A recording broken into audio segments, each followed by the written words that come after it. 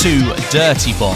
This is a brand new first-person shooter, which is free to play, that has just entered open beta on Steam. Now, I'm going to give you some of my first impressions of the game today, but I don't want you to think that they're going to be the same as everyone else's, because they are going to be slightly different. I've come into this game with no competitive background whatsoever, and Dirty Bomb is being billed as a competitive FPS. So far, I've put about 4 hours into the game, which I think is enough time to have learnt the basics, but if you still don't feel like you're competent, there are tutorials that you can go through if you so desire. It's a fast-paced, character-based game where you, as the player, and your merc, which is the character that you're playing, you get to dictate how you play by picking a certain merc. Team play is essential, as the game is so fast-paced. People just zip across the screen at free will, basically, and you need to stick together because people can just jump out of nowhere at you, and if you're on your own, the chances are you're going to get killed. So stick with your team, and you'll probably stay alive. Let's talk about characters for a minute, though, because right now I'm playing as the merc Skyhammer, who comes equipped with, like, your run-of-the-mill assault rifle, ammunition, and a Hellfire Strike. This guy kind of feels like your bread and butter of a first-person shooter. It feels like the starter class that you get in most first-person shooters, which leads people into the game and before they unlock stuff. But then you've got other mercs that do completely different things and kind of fit into this jigsaw puzzle of players that's going on in the background. One of the mercs is called Aura, and she can move extremely fast, like ridiculously fast.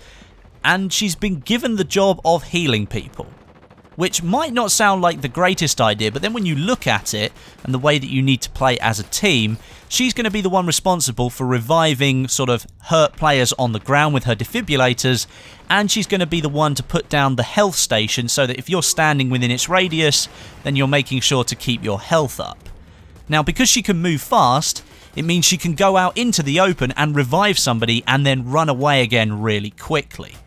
Another one of the mercs is called Fragger, and his main thing is 150% health, so he can take more hits than your average player, and he deals a lot more damage with his minigun, but his trade-off is that he can't move very fast, because obviously he's extremely heavy.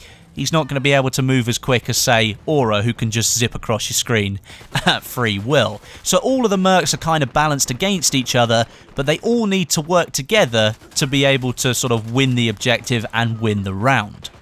You get to pick 3 of these mercs at the start of every round that you play, so you don't always have to pick the same merc for the whole round that you're in.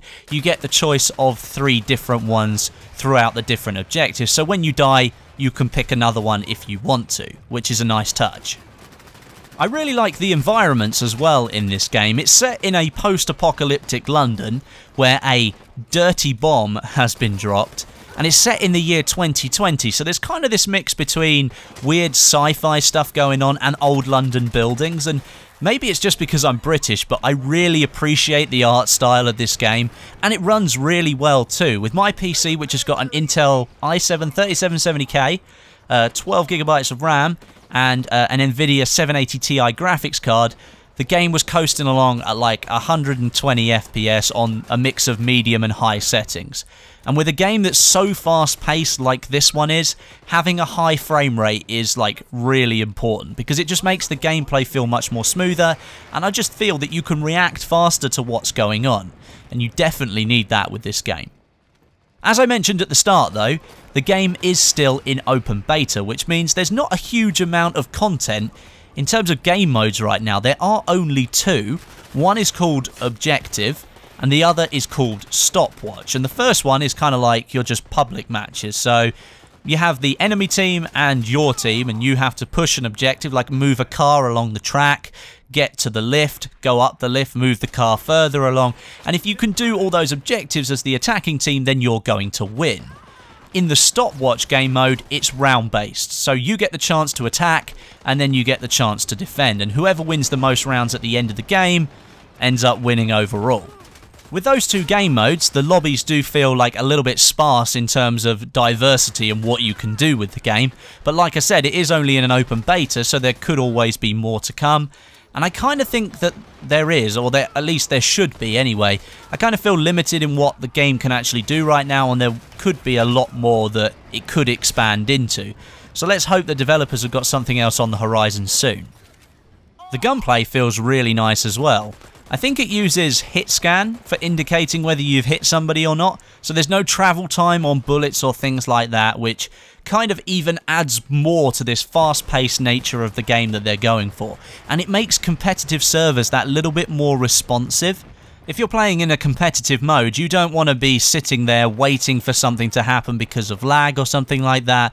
And that just doesn't really happen in Dirty Bomb. I mean, I was choosing to play on servers that were in my zone in the EU, and I was getting sort of like 30 to 40 ping, which is kind of what I expected, and I wasn't getting any weird, silly crap going on the screen, which was nice to see because a lot of competitive games, or at least games that are trying to be competitive, just don't seem to have the gunplay that it needs to have to be competitive.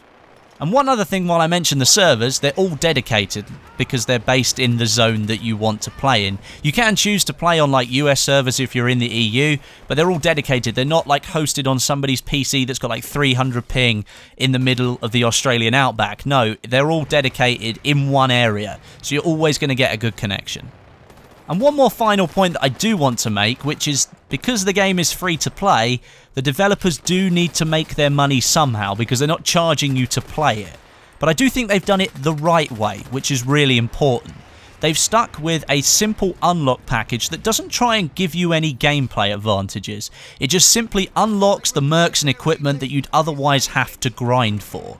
And it's nice to see that the developers are doing it this way, because I can understand how sort of maybe tempting it might be to include power-ups and things like that, because you're sort of enticing somebody to buy it so they're better at the game or they have better gear. But no, they've stuck to their guns and they've stuck to a moral route, which means you can just unlock everything that you would normally unlock, and it doesn't change the way that the game feels. All you're really doing is unlocking the mercs a little bit earlier. And so there you have it. Dirty Bomb is looking great so far. I do have some niggles, which I mentioned, but overall it's in beta, so you've still got a chance to influence the game. It offers some super fast gameplay, which harks back to like the older days of PC first-person shooter titles, with like that run and gun feel. And it's got a huge focus on tight-knit team play, and in most cases relying on others to keep you alive.